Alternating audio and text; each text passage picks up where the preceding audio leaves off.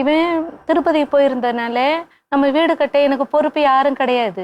அப்படியே லோன் எடுத்தாலும் அதுக்கு நான் கமிஷன் வாங்க மாட்டேன். அவங்க கமிஷன் வாங்கியிருக்குன்னு சொல்லியிருக்காங்க. ஆனால் லோன் எடுத்து கொடுத்தது உண்மைதான். இப்போ எனக்கு வயசாகி போச்சுடி, எனக்கு லோன் எடுத்து கொடு, நான் கொடுக்க தான் செய்வேன். ஏன்னா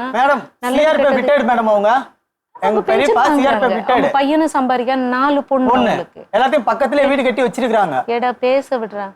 இதெல்லாம் தப்பு தான், நான் ஒத்துக்கிறேன் மேடம். இப்ப நமக்கு தேவை ஒரு நிரந்தரமான வேலையில இருந்தா தானே லோன் கொடுப்பாங்க. ஆதார் கார்டு இருக்கா, முதல்ல பேன் கார்டு இருக்கா, ரேஷன் கார்டுல வந்து 5 வருஷம் 22ல வந்தா மேடம். இங்க திருப்பதி விட்டு எங்க மச்சனை இறந்த கையோட வந்தான். இந்த 4 வருஷமா அந்த ஆதார் கார்டு எடுக்க சொல்ற, எடுக்கல. முகாம் போடுற இடத்துல நீங்க உங்க பக்கத்தை சொல்றீங்க. பசங்க மனசு எவ்வளவு வேதனைப்பட்டிருக்கும்னு நீங்க யோசிக்கணும். ஏன்னா அவங்க வயசுலயே உங்க அண்ணன் தம்பி குழந்தைங்க, அக்கா தங்கச்சி பிள்ளைங்க எல்லாம் இருந்திருக்கு. அப்ப அவங்க கம்பேர் பண்ணிருக்காங்க. உங்க பக்கத்துல இருந்து பார்த்தா பிள்ளைங்க தலை தூக்கினா அப்போவாச்சும் நம்ம நிம்மதியா இருக்கலாமான்னு நீங்க யோசிச்சிருப்பீங்க.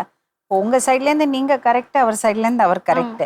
ஆனா இதுல என்னன்னா உங்க சிச்சுவேஷன் அப்படி இருந்திருக்கு. அங்க ஒரு ட்ராமா இருந்திருக்கு. அதுல இருந்து 2 பேருமே ஹீல் ஆகி வரணும்.